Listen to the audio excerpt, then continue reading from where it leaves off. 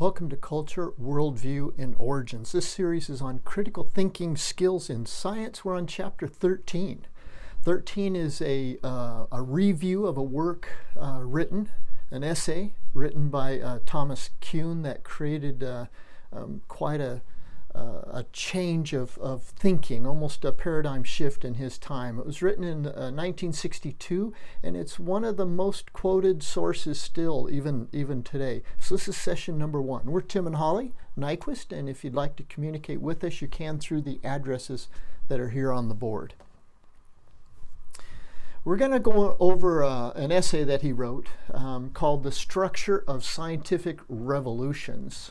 And Kuhn's main focus in his work primary focus was on the nature of scientific knowledge and how it changes over time. And that's why this book or this essay was chosen, because we are studying in this series about knowledge and how knowledge does change over time, and how knowledge produced even by the scientific community or the medical sciences has a certain expiration date. Say that it is good for, in the medical fields, some areas are good from 17 months to 3 years, whereas in the engineering fields, especially in technology, they can be anywhere from 3 years to 5 years of an expiration date. So what we're looking at here is how scientific knowledge changes over time, and why does it do that, how does it do that, and what can we expect out of the future.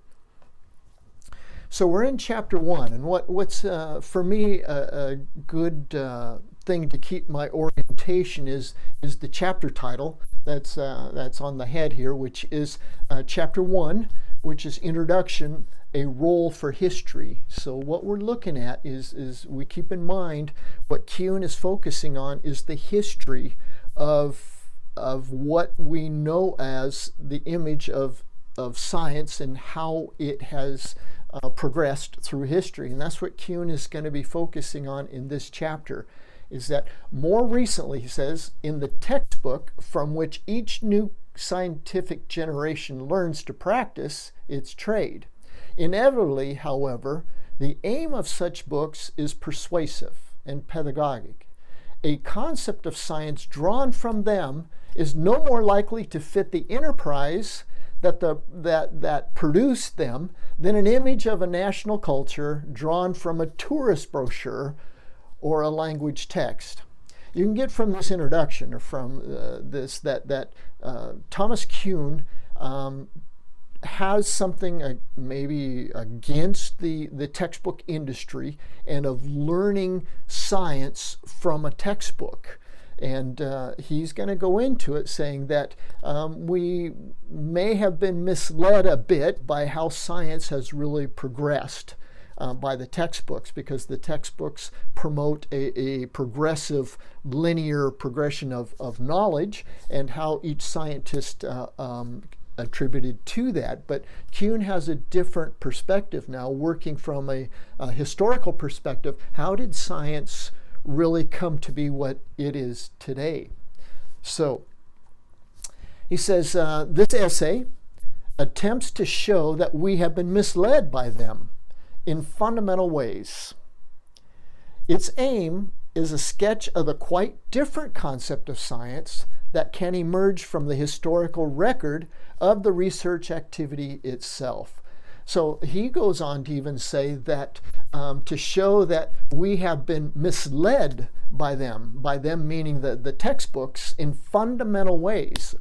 Fundamentally is the basics. And so how have we been misled? Its aim, that's the essay, is a sketch of the quite different concept of science that can emerge from the historical record of the research activity itself, instead of from the textbook industry and how they form an image of science and what it's like. And Thomas Kuhn is saying that may not be the correct image. In fact, he believes we've been misled.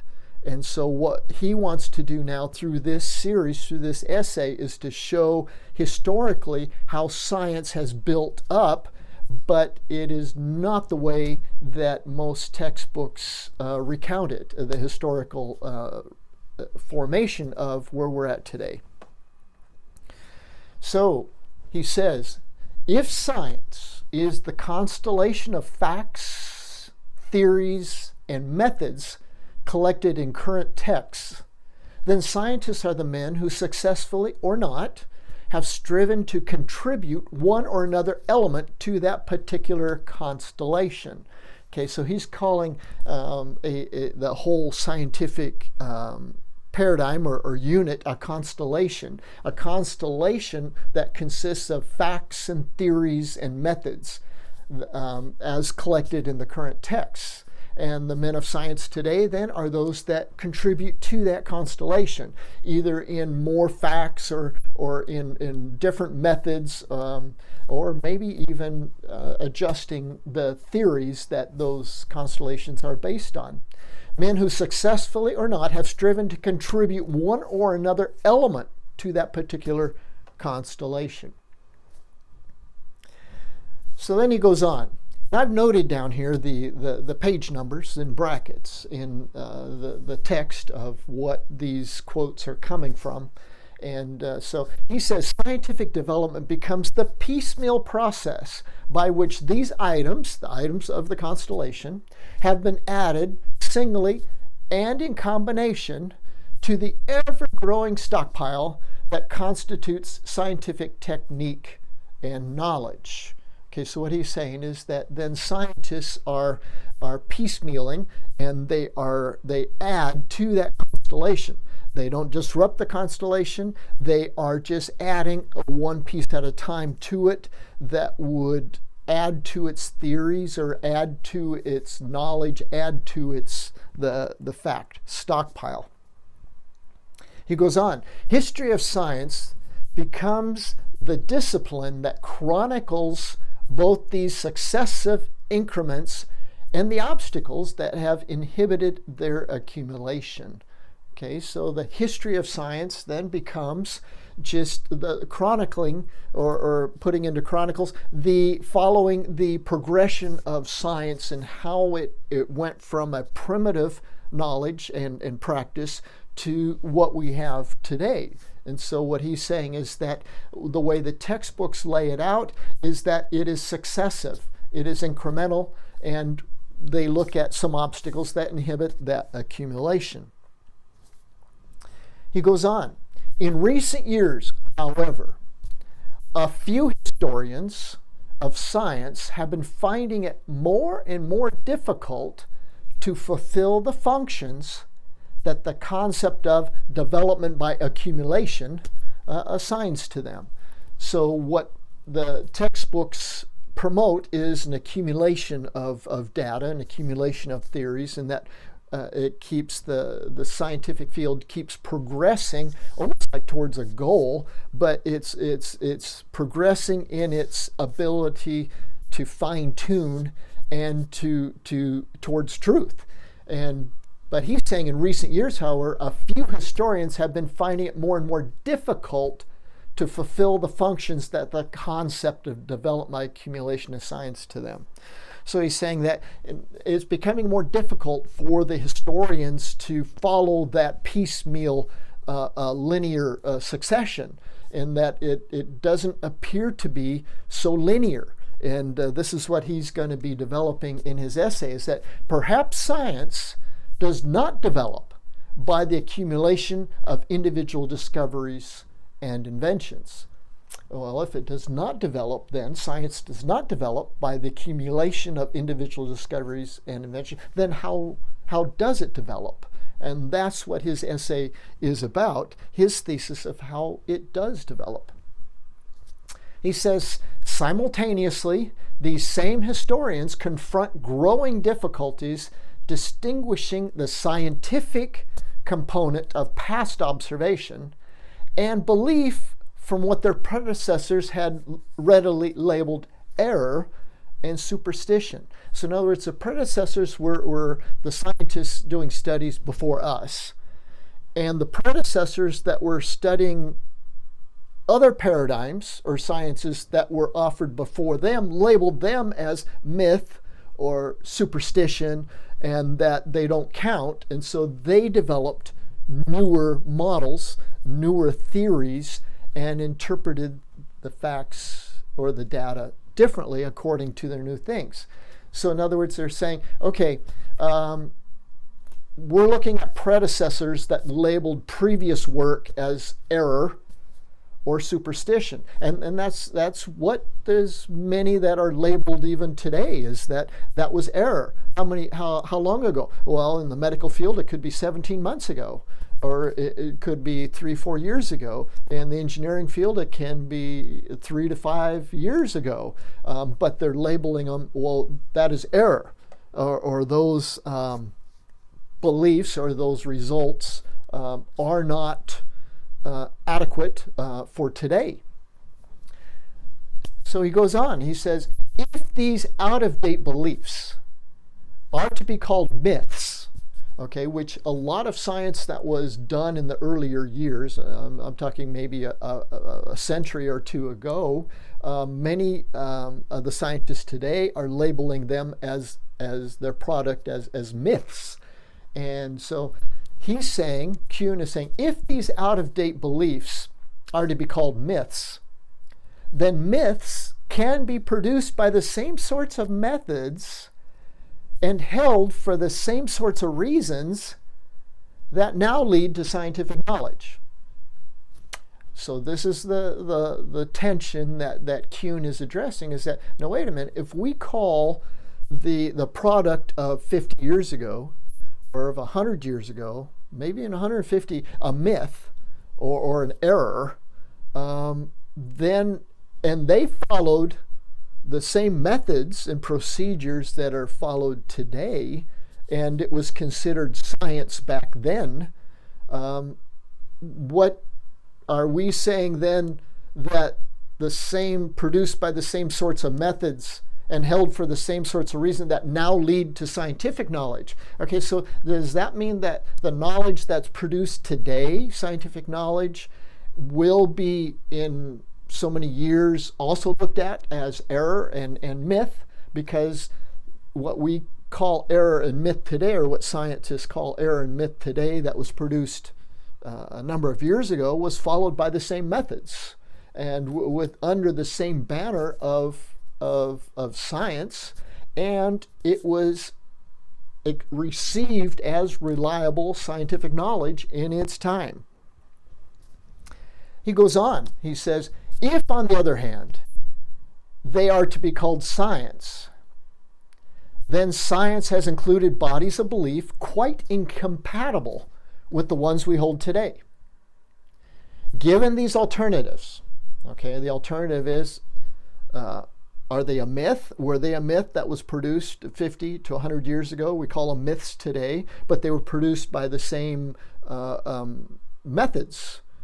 They were under scientific conditions of their time and received as. So what if, on the other hand, they are to be called science, then science has included bodies of belief quite incompatible with the ones we hold today. Given these alternatives, the historian must choose the latter. Okay, so what's the latter? Well, the first is they were myths, or the latter, then they were science. And so what he is saying is, okay, given these alternatives, then the historian must choose the latter. Out-of-date theories are not in principle unscientific, because they were not unscientific at the time that they were received. So in other words, there is history of when something is scientific, and then that history moves on and the rules change, and now what was produced then becomes out of date or unscientific. And he's saying, no, out of date theories are not in principle unscientific because they have been discarded. So in other words, he's saying, no, just because they're outdated does not make them unscientific, because they were produced by a scientist under or along with the scientific method, and what was produced was received as reliable knowledge, as scientific reliable knowledge. So he's saying, no, we must choose the latter. Out-of-date theories are not in principle unscientific, because they have been discarded. There's many theories today, and his book goes through several that have been discarded. But are they discarded then as being unscientific? And Thomas Kuhn is saying, no, at that time, they were not unscientific, and nor are they today unscientific, because they were produced by the scientific method. So then what are they? That's kind of what Thomas Kuhn is digging into. What do we call them? What happens? Rather than seeking the permanent contributions of an older science to our present vantage, the historians, they attempt to display the historical integrity of that science in its own time. So in other words, he was asking the question earlier, is science an accumulation process? Is it linear? Is it successive or consecutive adding, building brick by brick towards the truth? And what he's saying is that, well, rather than seeking the permanent contributions of an older science to our present vantage, the historians, they attempt to display the historical integrity of that science in its own time.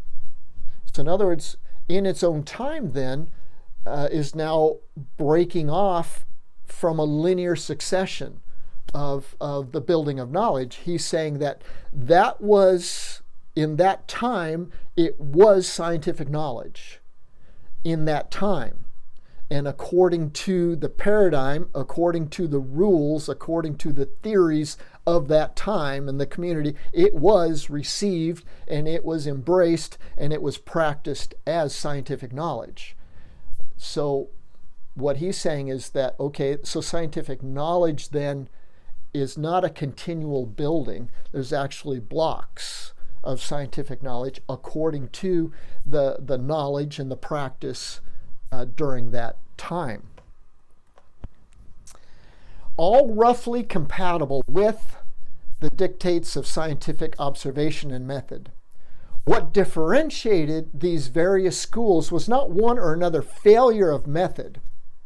They were all scientific, but what we shall come to call their incommensurable ways of seeing the world and of practicing science in it. This is what Thomas Kuhn is going to be focusing on, is a new concept in 1962 that there was ways of seeing the world, and that different periods of time saw the world differently, and that when there was new theories introduced, it changed what they saw.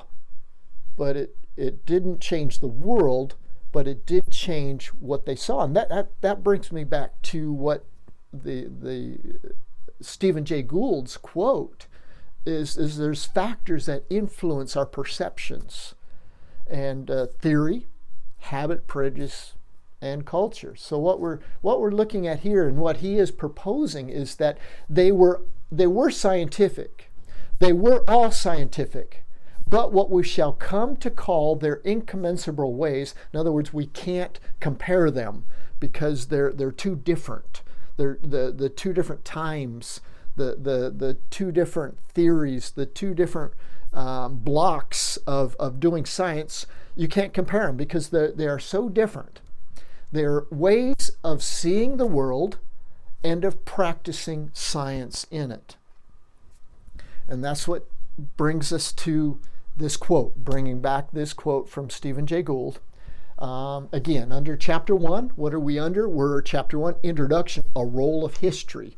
And so what history is discovering is that first, facts do not come to us as objective items seen in the same unambiguous way by all reasonable people or all reasonable times when people existed.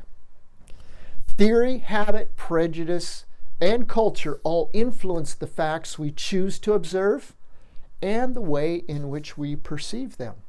And this is what we've got here is the image of the question mark, looking at the world, and then we have the glasses. And the glasses are the theory, habit, prejudice, and culture of each scientist, each person that is observing, because those factors then influence what is perceived. The world doesn't change. The world is not relative. The world is permanent. The world is there. Everybody sees the same world, but what changes are the glasses that are perceiving that world and then arriving at the conclusions of what does all that mean.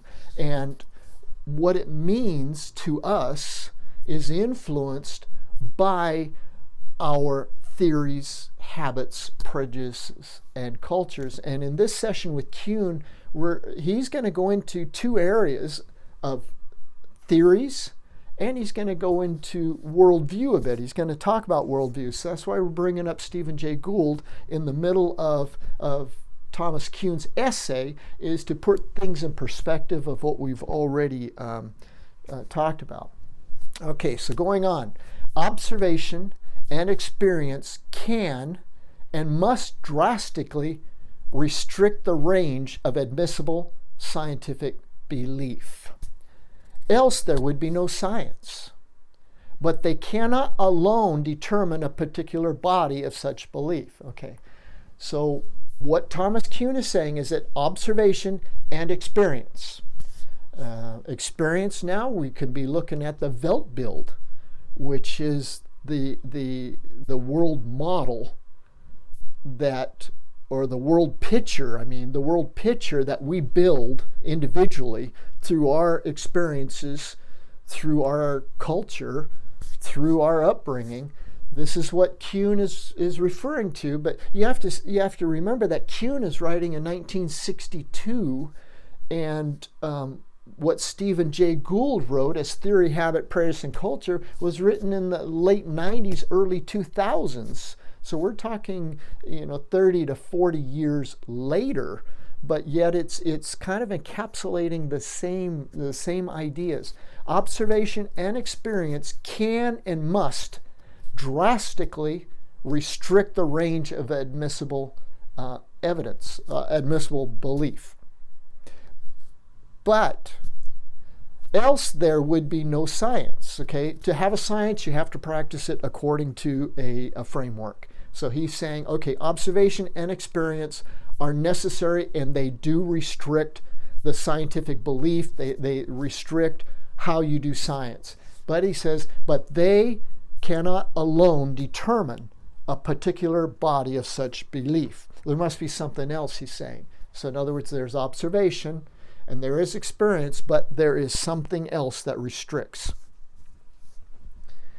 When, that is, the profession can no longer evade anomalies. Okay, now he's going into, okay, science handles a framework of activities. So the framework defines what activities that science can handle, and it chooses what activities, and then it interprets those activities. But now Thomas Kuhn is going into, now what happens when something outside that framework presents itself? It's called an anomaly. What do we do with that when it does not fit our bracketed framework of how we do science? When, that is, the profession can no longer evade anomalies that subvert the existing tradition of scientific practice, then begin the extraordinary investigation that lead the profession at last to a new set of commitments, a new basis for the practice of science. And this is the kind of the foundation stone of his thesis, is that the structure of scientific revolutions happen because science is guided by a framework. Science is guided by a paradigm. But what happens when certain anomalies that don't fit that paradigm keep coming at the scientist, eventually the scientist, he can keep adjusting his theory a little bit, but after a while, if the anomalies add up to too much, they start stressing the system, and the system then is broken down, and a new system takes its place. So this is what he is saying, is that lead the profession to at last to a new set of commitments, a new basis for the practice of science. The most obvious examples of scientific revolutions, so that is what he's calling a scientific revolution, is when there is such a change in the parameters of doing science. Then there is a revolutionary change, which then separates science at that time from science done previously, because science is now done under a whole different paradigm, a whole new set of rules, a whole new set of commitments of looking at things and how things are interpreted. He says the most obvious examples of scientific revolutions are those famous episodes in scientific development associated with the names of Copernicus, Newton, Lavoisier, and Einstein. And there are several others, but each one of those precipitated a dramatic revolution, dramatic change in how their field of science was being done, or what the assumptions were, and how they were interpreting. But before, it's kind of like the assumptions not only guide the thinking process, but they guide the metaphysics of what is real, what does exist, and what cannot exist in the world that the scientists are studying. And so he's going on saying the most obvious examples of scientific revolutions are those famous episodes in scientific development. Okay, so scientific development, we're looking at, is it gradual, successive? Is it adding piecemeal, one at a time? And it's kind of like where Kuhn is coming from, is that no, there are scientific revolutions, episodes in scientific development. So the development is not linear. It is not successive. It is not just adding piecemeal, one at a time, but it's revolutionary in that there are points in history where new paradigms are assumed, and the old paradigm is done away with, but that old paradigm has a whole stock of facts that was data interpreted by that paradigm, which now the new paradigm can assume some of that base, but it is going to use its own rules and commitments for now interpreting maybe that same data, but interpreted in a different way according to the new paradigm, or as the science develops. It says each episode necessitated the community's rejection of one time-honored scientific theory in favor of another incompatible with it. It's because the two theories, this theory, the old theory, no longer was able to interpret all the data, or not just all the data, but there was a lot of data that was now becoming unable to be interpreted. They were becoming anomalies that did not fit this paradigm. And so then that necessitated the destruction of this old paradigm and the construction of a new paradigm. And so this is where Kuhn is going, is that the textbooks paint it as a linear, progressive line of accumulation of facts. When Kuhn sees it, it is not. It is not linear, and is not successive, and it is not just brick by brick, but it's block by block under different paradigms.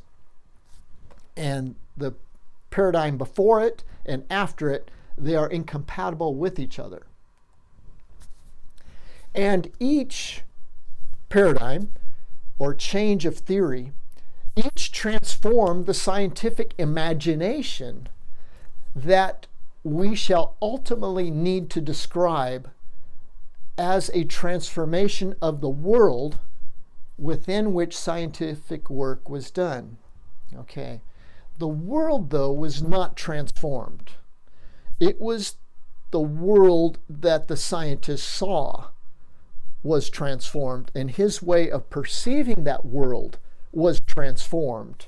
And that is what ushered in a paradigm change. So the paradigm changed, which is the way that men think. The world did not change. The world continues to be the same world, but now it is studied under different commitments, different rules of interpretation. The commitments that govern normal science, okay, he calls normal science what is done under an established set of rules and paradigm that has been established and is no longer challenged, and it is steady. And so he calls that normal science. Okay, so the commitments that govern normal science specify not only what sorts of entities the universe does contain, but also, by implication, those that it does not contain. Okay, so he's looking at metaphysics. Okay, open system, closed system. What does your universe contain is determined by the commitments to that paradigm. So he's saying that whatever governs normal science, it specifies not only what sort of entities the universe does contain, but it also, by implication, those that it does not. So it draws a box, and it puts everything in that box. And so within that box it says the world is this way and it cannot act this way because it's within the paradigm of the box. Scientific fact and theory are not categorically separable, except perhaps within a single tradition of normal scientific practice. What's he saying here? Well, this is what Stephen Jay Gould would say is that facts do not come to us. Data is there, and then we interpret that data according to our own theory, habit, prejudice, and culture. And so Kuhn is not reinforcing that, because I believe Kuhn is the one that launched that paradigm, and that Stephen Jay Gould is following up on it. But so what Kuhn is saying is that scientific facts and theory are not categorically separable. No, they aren't, because the theory that you adopt will influence how you interpret the data, which then is called facts. So Kuhn is saying that facts and theory are not separable. You cannot put them in different compartments. They're very much related. One produces the other. That is why the unexpected discovery is not simply factual in its import, and why the scientist's world is qualitatively transformed as well as quantitatively enriched by the fundamental novelties of either fact or theory. Okay, so it's our theory or a theory that interprets the facts according to the guidelines of that theory. Now, if something comes along, an anomaly or something quite different, and this box can no longer interpret it, then it's either set aside and waited for more later date to interpret it according to maybe more information, or it is considered, and then that discovery then not only produces a change in fact, but it has to precipitate a change in theory, because they are linked. So if you come across a new discovery that changes the facts a little bit, then it not only changes the facts quantitatively, it changes the theory qualitatively in how you do things.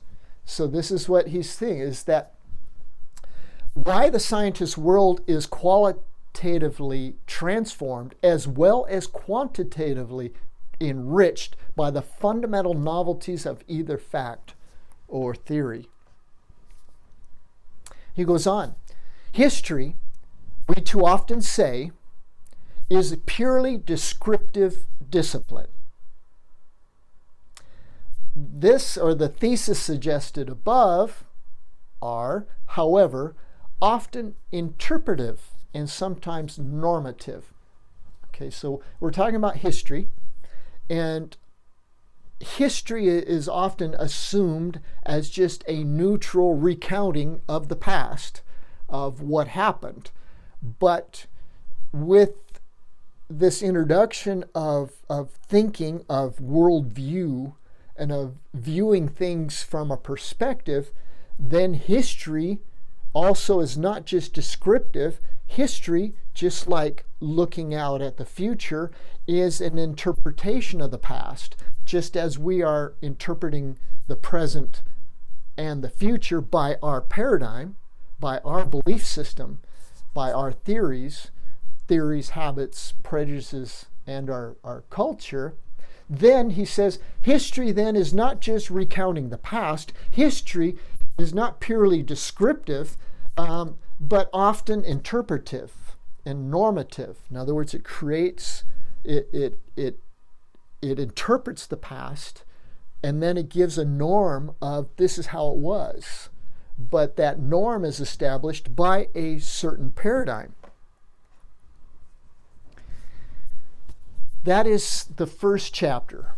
Remember, we're looking at history. In each chapter, we have to kind of remember what the heading is, so it keeps our focus on what we're looking at. So the history then of what Kuhn is calling into question is the textbooks recount a history of being successive, of being linear, of each scientist contributing a brick to the building of towards truth.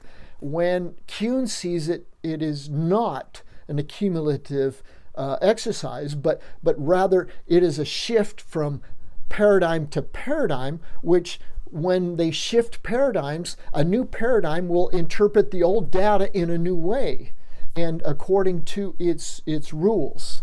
And the rules are, in which according to Stephen Jay Gould, is theory, habit, prejudice, and culture are all the factors that then influence how one looks at things. And so history is not just descriptive of what happened, but it is actually an interpretive. It's an interpretive way of looking at what did happen and putting it into a certain perspective, which is what we all can and only do according to our perspective. Thanks again for accompanying. This is session 1. We have 14 sessions on the essay of Thomas Kuhn. We're Tim and Holly. You can communicate with us through the addresses that are on the board. Thank you again for accompanying me.